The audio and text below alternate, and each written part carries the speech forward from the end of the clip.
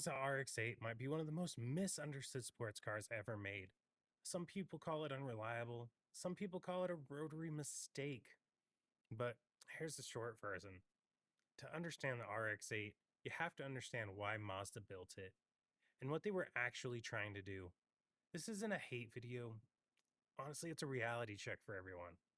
Welcome to Blast from the Past, a series where we're going to cover car culture, cars, their engineering, and everything in between.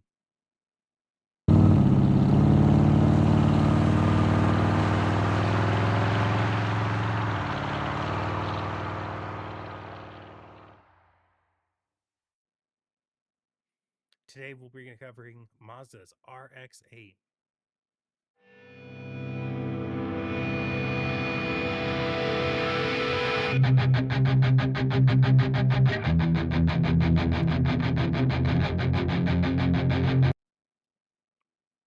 When Mazda built the RX-8, they weren't trying to replace the RX-7 with something faster or even more extreme. They were trying to save the rotary engine. By the early 2000s, emission regulations were tightening, fuel economy mattered more, and Mazda knew these days of turbo rotary monsters were just numbered. This is where things changed. The RX-8 was never meant to be an RX-7 sequel. It was meant to be the next evolution of the RX philosophy. Rotary power, lightweight balance, 50-50 weight distribution, and real-world usability. Four doors, real rear seats, naturally aspirated high revs.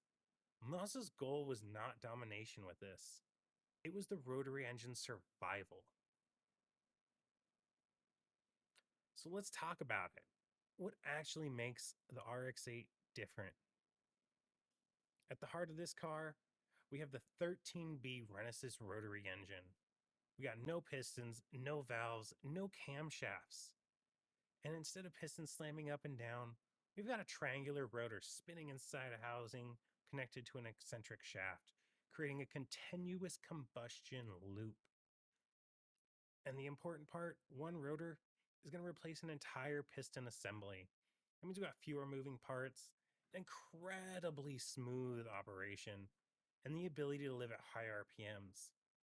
This engine revs at 9,000 RPM, not because it wants to impress you, but because that's where this engine is most happy. Piston engines, they're making power by stopping and changing direction thousands of times a minute.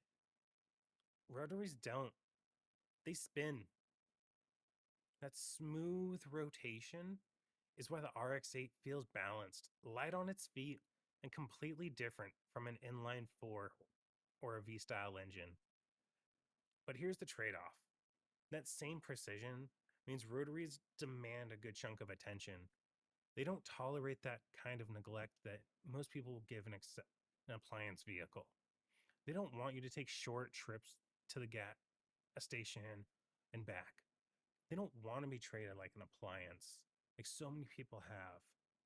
This rotary is so special. What doesn't the RX-8 get the same respect as an RX-7?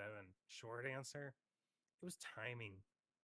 RX-7 was a car from an era where emissions were loose and their performance came first. The RX-8 didn't. Mazda's redesign of that rotary to meet emission standards came in a lot. Different exhaust porting, cleaner combustion, and a whole lot more compromises. And that's mattered. That redesign allowed the RX-8 to even exist at all. But it also introduced heat management challenges, durability issues when improperly maintained. And let's be honest, the RX-8 did not fail because it was bad.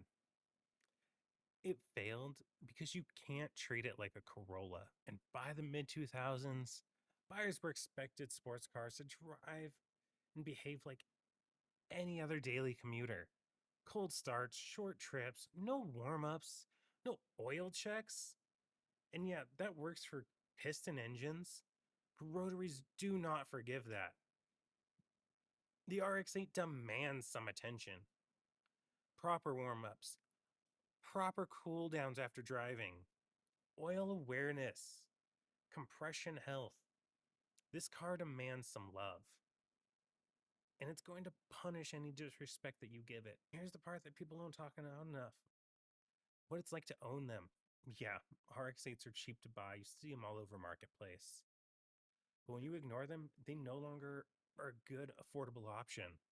If you understand this engine, you maintain it, and you drive it the way it was designed and the way it wants to be driven, ownership's not a nightmare anymore.